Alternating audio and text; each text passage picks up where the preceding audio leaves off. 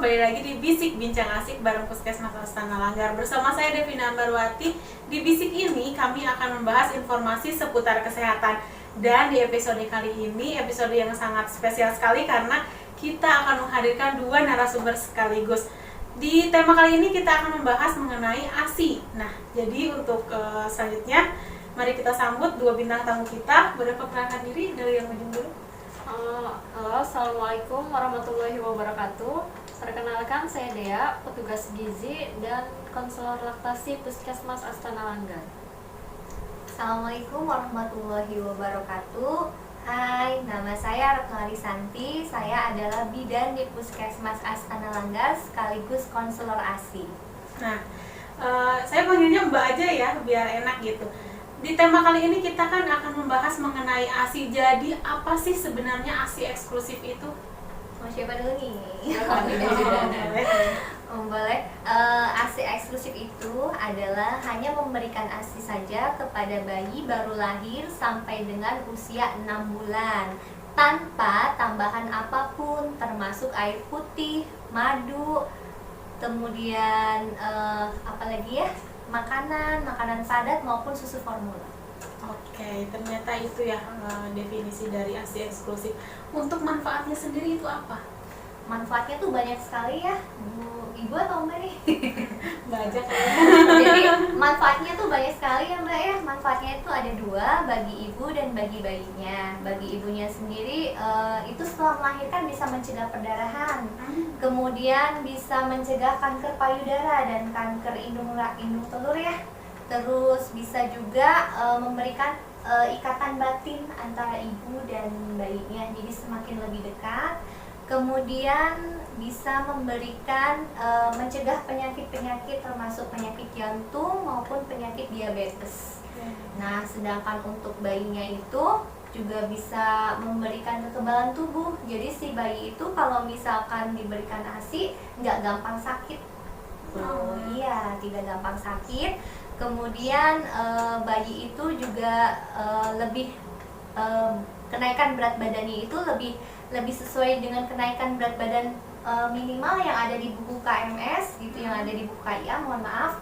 Kemudian untuk bayinya sendiri apalagi Bisa itu anti alergi juga. Jadi kalau di ASI itu ada anti alerginya. Jadi anak tuh nggak gampang gatal-gatal, terus bisa nggak gampang kena penyakit infeksi, diare misalnya, atau pneumonia itu juga bisa. Jadi untuk anak tuh berarti ada lagi Bu bilang? Untuk ini yang terutama itu mencegah sindrom kematian ya, kematian mendadak. Jadi kadang-kadang ada bayi yang tanpa sakit apapun tiba-tiba meninggal gitu. Itu juga bisa dicegah oleh pemberian ASI secara eksklusif.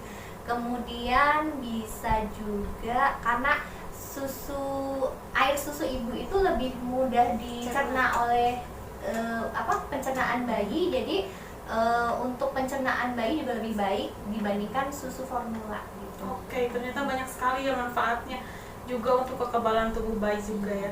Nah, kayaknya banyak yang belum tahu nih cara menyusui yang tepat sama yang benar itu kayak gimana. Bisa dicontohkan nggak? Jadi kita peragain gitu ya? Iya, boleh. Jadi kita sudah membawa alat peraganya. Jadi ini ada bayi bonekanya. Terus ini ada mamae. Nah, jadi kita coba contohin gimana cara menyusuinya. Coba ya. Nah, ini juga kita bisa baca ada di buku KIA. Nah, ada di halamannya itu halaman 29.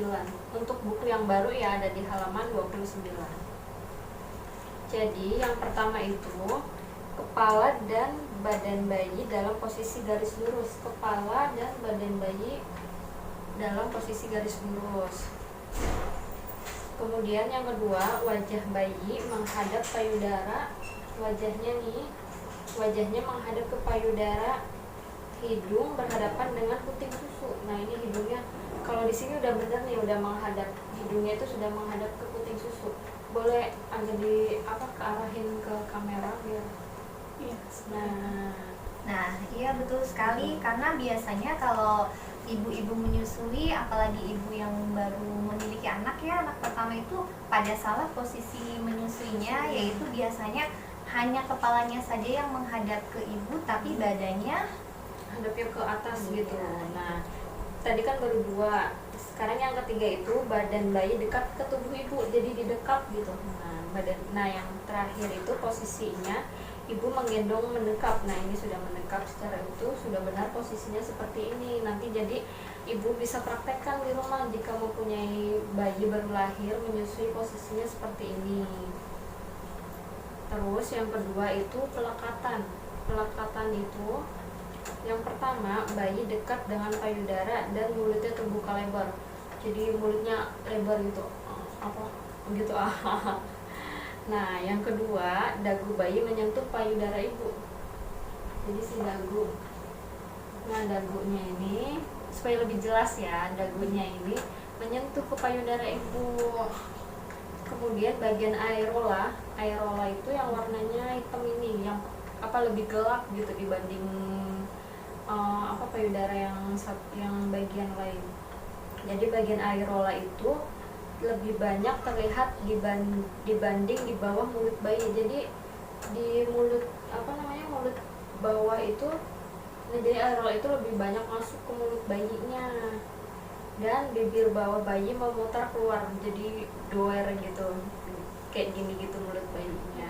Itu pelekatannya sudah benar seperti itu. Jadi itu tuh kunci utama dalam posisi dan pelekatan yang benar supaya kita tidak lecet kalau menyusuinya. Seperti itu.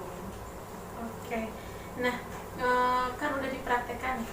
Tapi kira-kira ada nggak ciri-cirinya kalau misalkan bayi itu udah kenyang ataupun lapar? Ciri-ciri bayi sudah kenyang atau lapar. Kalau misalkan dia sudah kenyang, biasanya dia akan lepas sendiri tuh, dari saat menyusui dia akan melepas sendiri dan biasanya tertidur. Si anaknya itu tertidur. Nah, kalau misalkan tanda lain itu kan kalau sudah kenyang, ada lagi yaitu tanda kecukupan ASI.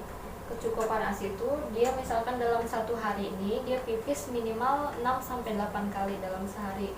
Jadi kita hitung tuh dalam sehari pipisnya berapa kali. Kalau misalkan dalam sehari pipisnya atau BAK-nya 6-8 kali, itu berarti sudah cukup. Jadi kita tidak perlu memberi tambahan yang lainnya. Jadi sudah cukup. Nah, untuk melihat tanda kecukupan ASI dalam 1 bulan, kita bisa lihat di buku, di lembar KMS saat anak ditimbang. Kita melihat tanda kenaikan berat badannya. Jadi ada di sini nih. Kita lihat KBM-nya. Jadi dia naiknya sesuai tidak dengan KBM-nya. Kalau misalkan dalam 1 bulan dia sudah cukup KBM, berarti dia ASI-nya itu sudah cukup. Jadi ibu-ibu harus percaya diri dan harus tahu itu tanda kecukupan ASI-nya. Jadi kalau misalkan bayi lapar itu biasanya ya, kalau misalkan orang tua itu terutama nenek-neneknya, ayahnya itu, kalau misalkan bayi nangis itu menandakan si bayi itu lapar, padahal itu belum tentu ya. Jadi si tangisan bayi itu tidak selalu menandakan bahwa si bayi itu lapar. Bisa saja kalau bayi nangis itu dia nggak nyaman, misalkan basah karena pipis, karena pup, kemudian bisa jadi karena dia kembung, jadi kolik perut juga dia bisa nangis kejer, kayak yang nangis sampai menutup matanya, itu biasanya karena perut kembung. Tapi kalau misalkan tangisan yang menandakan bayi lapar itu biasanya tangisannya seperti ini, nek, begitu. Jadi ada suara yang tersendiri gitu, beda ya Bu? Iya, seperti itu. Kalau anak saya juga seperti itu. Makanya saya berani mencontohkan, karena kalau misalkan waktu saya masih menyusui anak, kalau anak saya lapar pasti tangisannya nek, dan untuk bayi-bayi yang lain juga seperti itu. Iya, memang biasanya pengucapannya nggak begitu mirip sih, cuma kayak kalau sama-sama Beda. ngedenger tuh seperti itu gitu. Oke, berarti ibunya juga harus lebih peka lagi gitu ya untuk bisa membedakan kayak gitu. Jadi tadi ada yang ketinggalan ya Bu, gimana cara kita menyusui yang benar tuh seperti apa, selain tadi memperhatikan posisi dan pelekatannya. Jadi selain kita memperhatikan posisi dan pelekatan, kita juga harus memperhatikan durasi waktunya. Biasanya menyusui itu paling baiknya 2 sampai dengan 3 jam sekali. Dan menyusui pada satu payudara itu sebaiknya 20 sampai 30 menit. Kenapa sih harus 20 sampai 30 menit? Itu dikarenakan lemak ASI yang bisa menambah berat badan bayi itu, kalau ibu-ibu pengen anaknya berat badannya naik sesuai kenaikan berat badan minimal yang ada di KMS, itu harus lemak ASInya harus diminum oleh bayi. Jadi itu keluarnya 15 menit terakhir setelah kita menyusui dari awal menyusui. Kemudian kenapa sih lemak ASI juga harus diminum oleh bayi? Selain untuk menambah kenaikan berat badan bayi, itu juga bermanfaat untuk ibunya, yaitu untuk mengeluarkan lemak ASI sehingga si ibu itu tidak terjadi bendungan ASI. Jadi bendungan ASI itu yang bisa menyebabkan ibu panas dingin, menggigil, kemudian merasa payudaranya berat, terus keras, kayak pengen pecah kadang-kadang ya. Itu yang bisa menyebabkan hal-hal seperti itu adalah lemak ASI yang tidak keluar, jadi terjadilah bendungan ASI. Kemudian bila bendungan ASI itu tidak segera dikeluarkan, lama-lama bendungan ASI itu bisa menyebabkan mastitis. Nah, mastitis ini yang bisa menyebabkan si ibu itu harus sayat ya untuk mengeluarkan nanah yang ada di payudara ibu karena bendungan ASI tersebut. Jadi harus disayat atau diinsisi gitu. Berarti sangat berbahaya sekali iya, ya. betul. Nah, mungkin tidak semua perempuan nih Mbak bisa buat menyusui bayinya. Kadang kan ada yang bekerja. Solusinya seperti apa dari Mbak berdua? Aku dulu ya. Kalau solusi untuk ibu yang bekerja supaya kita tetap bisa mengasihi gitu ya, kita bisa perah ASI kita di tempat kerja.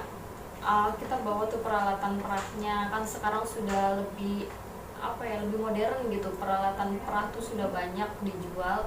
Kita bisa milih mana yang sesuai dengan kebutuhan kita, yang lebih efektif lagi. Kita perah di puskesmas nih, kita perah bisa dalam waktu kerja tuh 3-4 jam setelah bekerja kita perah, atau saat istirahat kita merah ASI, terus disimpan kita membawa tas cooler bag, namanya tas untuk ASI khusus. Setelah disimpan ya sudah, nanti kita bisa bawa pulang ASI itu, nanti kita bisa minumkan di rumah. Nah, caranya kalau disimpan bisa di kulkas. Kalau yang bagian 2 pintu bisa kulkas bagian bawah atau yang atas. Kalau misalkan yang bawah itu bisa bertahan, kalau di bawah itu bisa bertahan sampai 2-3 hari. Nah, kalau misalkan di atas yang freezer, yang beku, itu bisa bertahan 3-6 bulan. Itu untuk kulkas yang 2 pintu. Yang 1 pintu juga masih bisa kita simpan. Nah, kalau misalkan yang 1 pintu itu di freezernya hanya bertahan 2 minggu saja. Ada lagi tipsnya? Kalau misalkan ibunya nggak punya itu pompa ASI yang modern itu, bisa menggunakan tangan juga ya. Iya, tangan manual. Iya, perah manual. Jadi yang pertama-tama pastinya kita harus cuci tangan pakai sabun agar tangan kita bersih. Kemudian kita juga harus bersihkan payudara kita dulu. Kemudian kita perah payudara, mungkin bisa di bagian sini ya, antara areola tadi, daerah yang hitam-hitamnya dan daerah yang kulit berwarna terang. Jadi di sini ini bisa ditekan seperti ini. Gitu ya. Nah, jadi kalau misalkan kelupaan nih atau belum membeli alat perah, bisa nih pakai tangan kita perah.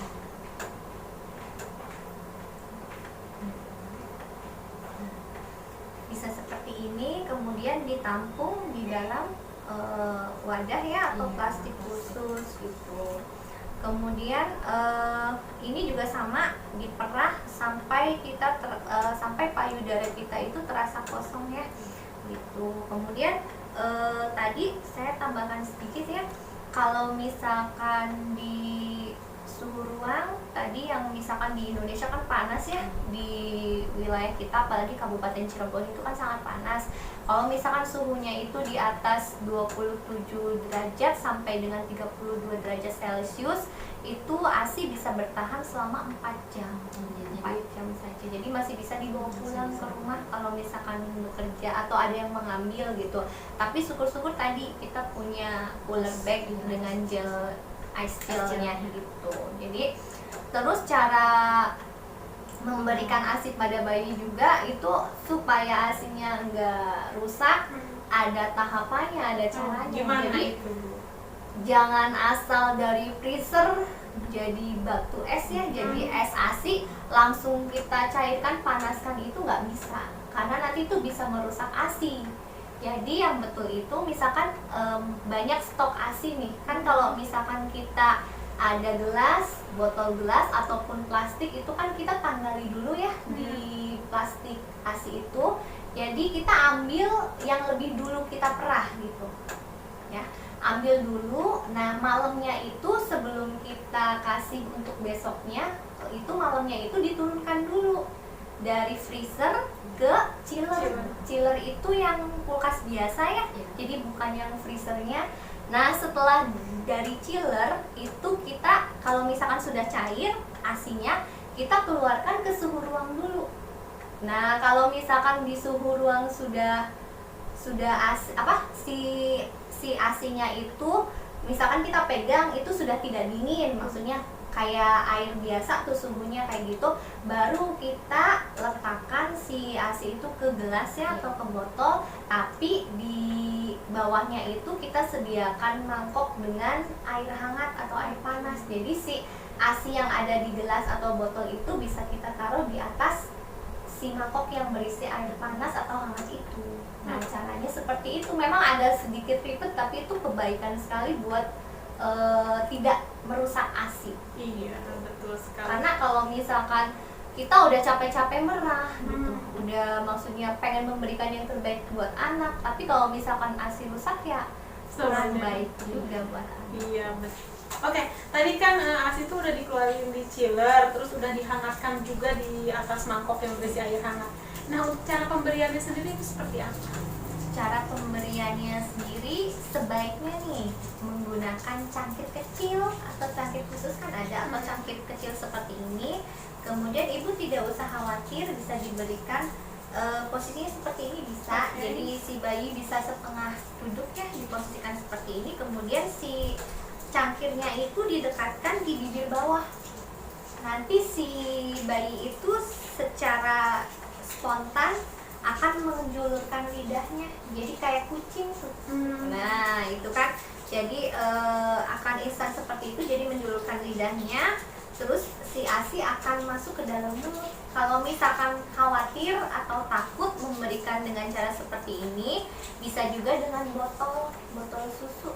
Tapi ingat, pencuciannya harus benar-benar bersih supaya tidak terjadi diare.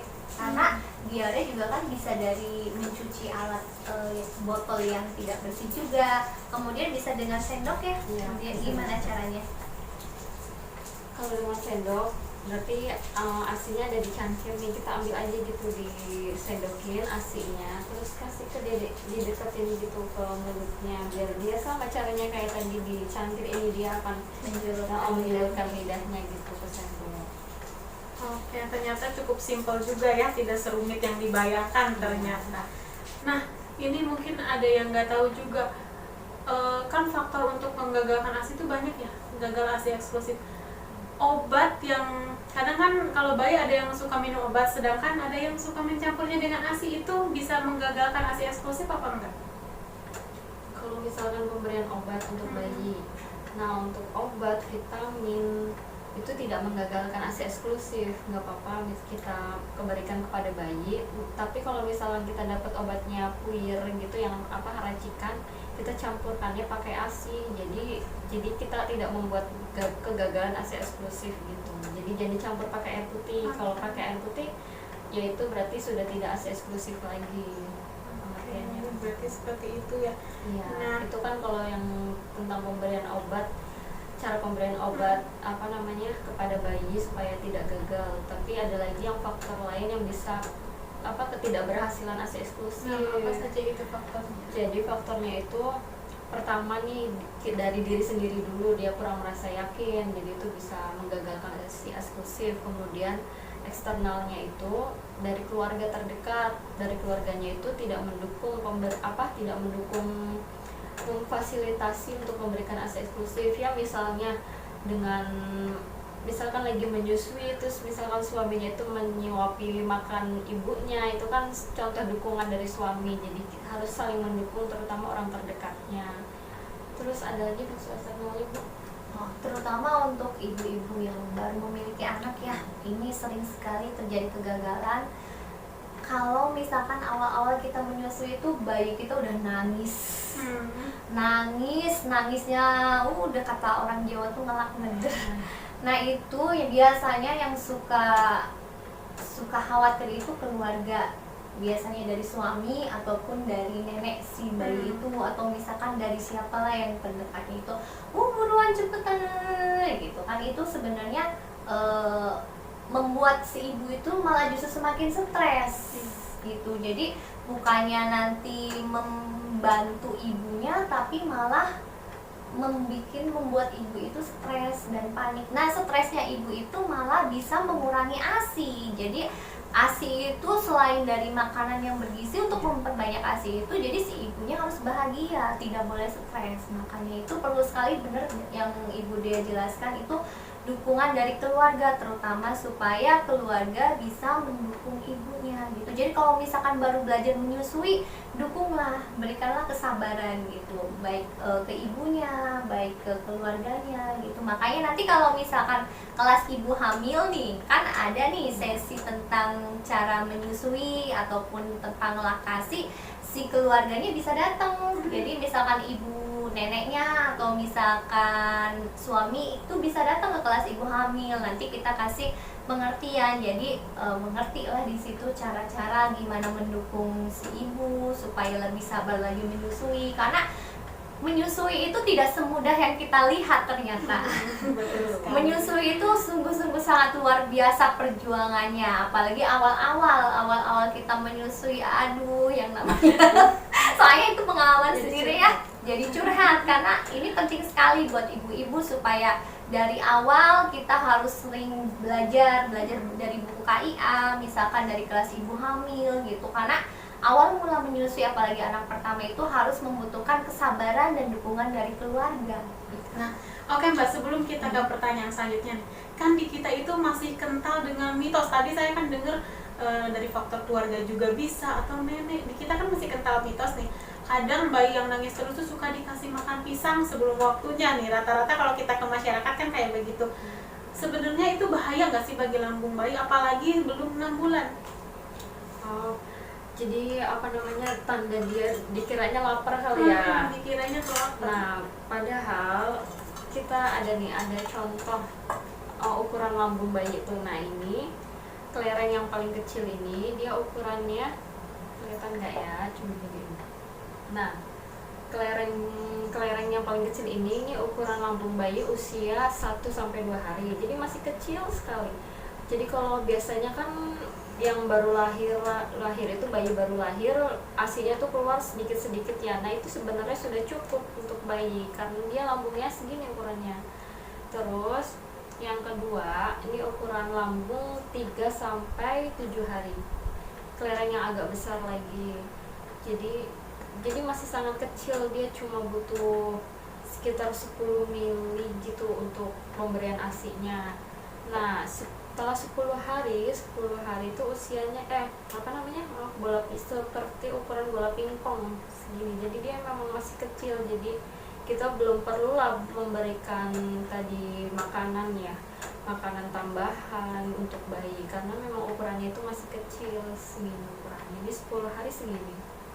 Jadi tadi kan ada manfaat untuk bayi ya, sudah saya sampaikan kalau misalkan si ASI itu adalah nutrisi yang terbaik, yang sempurna bagi bayi, apalagi bayi baru lahir sampai usia 6 bulan itu yang paling sempurna adalah ASI. kalau misalkan kita ambil ASI ya dengan susu formula misalkan, terus kita lihat dengan kaca pembesar, itu nanti bisa terlihat loh itunya Ada sel. jadi kalau misalkan ASI itu terlihatnya lebih halus, sedangkan dan dia hidup. Dan kalau misalkan susu formula itu terlihat besar dan tidak hidup gitu. Makanya kenapa si ASI itu paling baik dan paling sempurna untuk bayi gitu. Jadi tidak akan merusak sistem pencernaan bayi. Kenapa misalkan si bayi itu kalau misalkan diberikan ASI eksklusif nggak gampang diare ya, kalau misalkan atau sembelit. Tapi kalau misalkan kita berikan susu formula, kalau misalkan takaran susu formula itu tidak sesuai, bisa terjadi sembelit ataupun diare. Apalagi kebersihan alat-alat yang dipakainya seperti dot ataupun misalkan sendok atau misalkan apa yang dibuat untuk susu formulanya itu kurang bersih, pencuciannya itu bisa menyebabkan diare ataupun bisa sembelit gitu. Sembelit kayak misalkan tidak seperti bayi yang diberikan ASI. Kalau misalkan bayi diberikan ASI itu biasanya pupnya itu, BAB-nya itu tidak pernah sembelit gitu. Tidak akan merusak sistem pencernaan si bayi. Oke. Nah, kalau misalkan si ASI-nya itu nggak keluar, apa yang harus kita lakukan? Oh, kalau misalkan ASI nggak keluar, kalau misalkan kita bingung nih kita harus bagaimana, kita bisa langsung datang ke pelayanan kesehatan, misalkan ke puskesmas atau ke rumah sakit, bisa datang ke layanan klinik laktasi. Tapi selain itu, misalkan kita bingung nih harus ngapain, kita bingung harus kemana, harus ngapain, ada cara lain. Cara lainnya gimana, Bu? Paling cara yang pertamanya itu terus disusui ya, jangan sampai berhenti menyusui, karena semakin kita lama berhenti menyusui itu malah memberhentikan ASI itu sendiri. Jadi si ASI itu tidak keluar. Jadi kita itu di tubuh kita itu wanita ada 2 hormon yang mempengaruhi keluarnya ASI dan produksi ASI. Jadi ada yang mengeluarkan ASI itu adalah hormon oksitosin. Nah, hormon oksitosin itu keluar dari tubuh kita itu kalau kita dalam kondisi tidak stres, dalam kondisi yang bahagia. Jadi mengapa butuh dukungan dari keluarga dan orang sekitar itu untuk mengeluarkan hormon si oksitosin ibu itu sendiri. Dan kemudian untuk produksi ASI-nya tersebut kita membutuhkan hormon prolaktin. Nah, hormon prolaktin juga sama seperti itu. Jadi kalau misalkan hormon prolaktin itu dipengaruhi dari isapan bayi. Jadi kalau misalkan si bayinya itu jarang mengisap atau si ibunya jarang memerah ASI, otomatis si hormon itu tidak akan keluar dan si produksi ASInya itu akan berhenti. Jadi cepat berhenti. Tapi apabila si bayinya itu sering mengisap payudara ibu, puting susu ibu, itu si hormon prolaktin itu lebih cepat keluar dan produksi ASI itu akan segera meningkat kayak gitu. Jadi semakin sering diisap oleh bayi, semakin sering diperah, itu hormon prolaktin itu akan semakin banyak dan produksi ASI akan banyak pula. Berarti faktor rangsangan dari bayi juga mempengaruhi. Sangat berpengaruh. Oke, ada nggak sih cara lain gitu kalau misalkan ASI-nya bener-bener nih nggak bisa keluar? Pijat oksitosin ya? Oke, tadi untuk mengeluarkan ASI kan kita butuh hormon oksitosin ya. Salah satunya adalah tidak membuat stres dan bahagia. Ada pijat oksitosin namanya. Mungkin bisa dicontohkan ya Bu, saya modelnya. Oh, boleh sekali. Jadi kita bisa melakukan ini di rumah bersama pasangan ya. Jadi biar lebih, itu kan membuat senang ibu pasti kan. Jadi pijat oksitosin itu, nah tangan kita kayak gini nih, jempolnya mau pijat menggunakan jempol. Jadi di rumah itu lebih enak ibunya sambil senderan gitu. Tapi ini kan hanya contoh ya, tangan Berarti itu di kursi seperti ini bisa di ya, kursi apa? atau di meja. Posisi Posisi relax gitu lah. Nah ini suaminya di belakang, di sini puter gitu, muter ke bawah. Jadi bikin relax si ibu itu untuk merangsang hormon oksitosin dan kemudian juga merangsang hormon prolaktinnya. Pijat terus sampai bawah. Enak loh. Ayo nanti coba di rumah ya Bu, bersama suami ibu. Oke, itu untuk durasinya biasanya berapa menit ya? Durasinya itu senyaman seenaknya ibu, Seininya ibu. Mm. Bisa juga kita misalkan pas dipijit oksitosin, ASI itu pada Iya, keluar, jadi biasanya harus gitu. ditampung di sini. Oke nih, sebelum kita tutup, ada nggak sih pesan-pesan buat para ibu menyusui di luar sana? Pesan-pesannya yang pertama, kita itu harus percaya diri kita tuh yakin bisa memberikan ASI, karena Allah itu sudah menciptakan kita dengan kayak desain tubuh kita tuh kan, kita memiliki, ibu itu kan memiliki mama ya. Nah mama itu kan fungsinya itu untuk mengeluarkan ASI untuk anak kita. Jadi kita percaya akan pemberian Allah, yakin kita bisa memberikan ASI itu, dan kuat mental juga tentunya. Apalagi ya Bu? Betul sekali, Mbak Dea. Air susu adalah makanan yang sempurna untuk anak kita, karena di dalam Al-Quran pun terdapat dalilnya, yaitu di surat Al-Baqarah ayat 233 yang berbunyi, para ibu hendaklah menyusukan anak-anaknya selama 2 tahun, yaitu bagi yang ingin menyempurnakan penyusuannya. Oleh karena itu, selain manfaatnya paling terbaik dan sempurna untuk bayi maupun untuk ibunya sendiri, itu merupakan ibadah yang tidak bisa digantikan oleh siapapun, hanya bisa dilakukan oleh kita seorang ibu kepada anak kita saja gitu, ataupun kepada anak lain tentunya yang membutuhkan.